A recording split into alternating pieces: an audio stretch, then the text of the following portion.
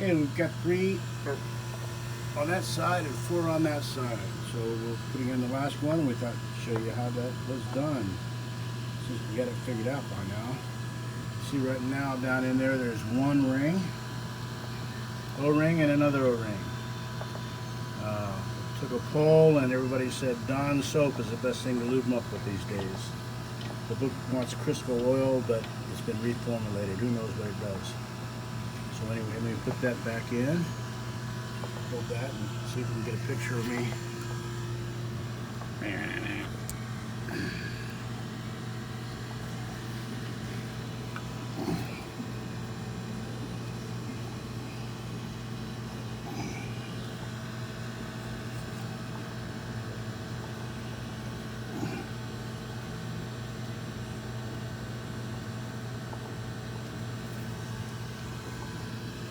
A nice little lube with a soap on the outside. And we're going to go ahead and put our last liner in.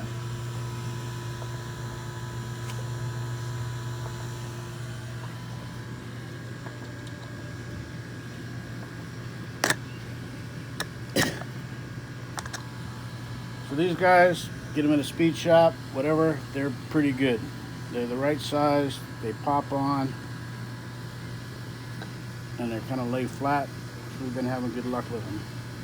And they're the right size. This right here is what they used to call monkey puke or something like that, but they don't make it anymore. We're using this, and that's to give you a good reading when you're doing the torque wrench. So it's just the right amount of lube, not too much, not too little, and it lets the bolt give you a more accurate lube reading on the torque wrench.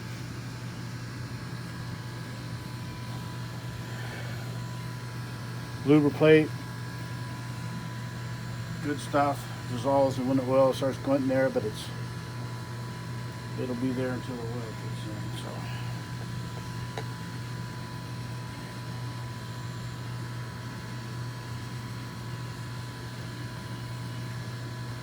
So we've kind of lined up the cylinder down there in the crank so that I should be able to drop this in.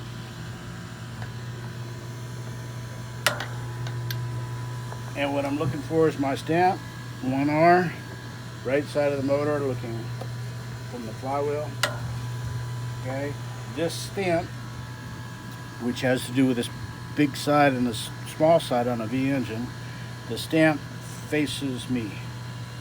Okay, and when you go on the other side, the stamp faces that way. So try and get that lined up.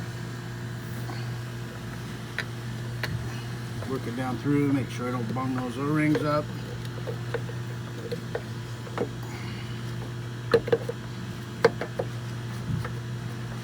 Okay, so I'm in here right now, and then I'll let Martine go out and look underneath, make sure that things are lined up, because we don't want those bolts to be on the wrong side of that crank. So what we were trying to do is get this lined up, and I'll see if you can get a picture of it here. Move your fingers for a second. Martine, move your fingers for a second. Okay, so out there, you see that coming back in.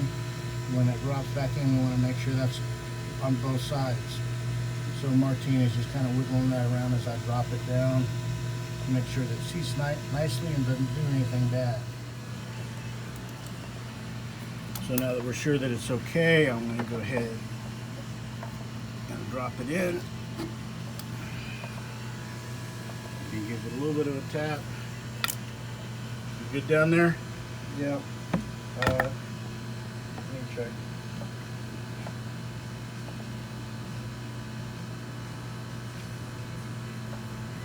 I think that if it knocks down, it'll fit in, but it's right now it's stiff. Okay. Let me check it. No, but I mean, just check it, make sure that it's still loose. Oh, no, Don't hit anything. Huh? It moves now. Okay. Here, I'm gonna. Yeah.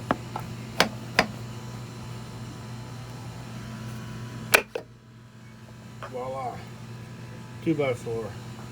Okay, so now we're sitting down pretty close. Martine's going to guide it until he tells me that it's kind of okay. Yeah, but look, it's perfect. It's perfect, okay. So now I got the last of my keepers here. So you can see these were made up. You don't have to get too crazy with this with a wet liner. I found them cheap on eBay, so I went ahead and bought them. You can kind of do what you want, but what that does, that will push the liner down into the right position. Okay, and then it will hold it there. As we were rotating this motor around, all these other liners could have popped out, so they're holding them back in there. So I'm sure you've done a cheaper, easier way, but these are the correct tools for it.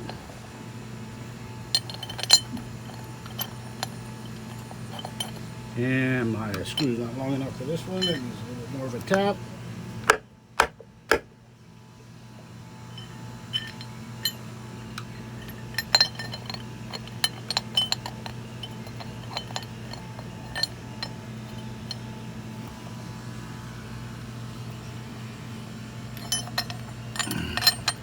So I'm looking to get that little notch. There's a notch on both sides of those. You want to get those lined up good. Okay, and then keep that in there. And now just screw it in.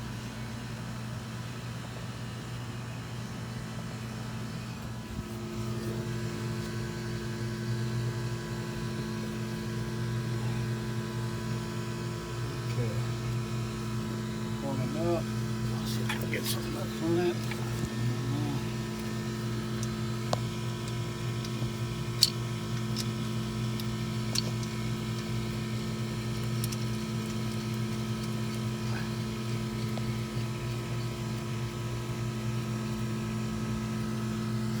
Okay, just like that. And we'll go back later and torque them and plastic gauge them.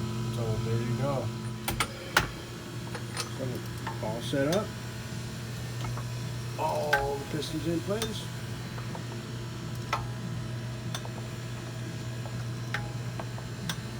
And checking to make sure everything rotates nicely.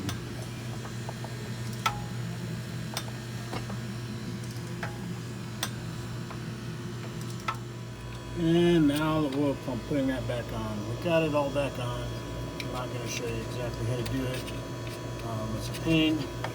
You have to be careful. There's a couple of shims up underneath those pumps.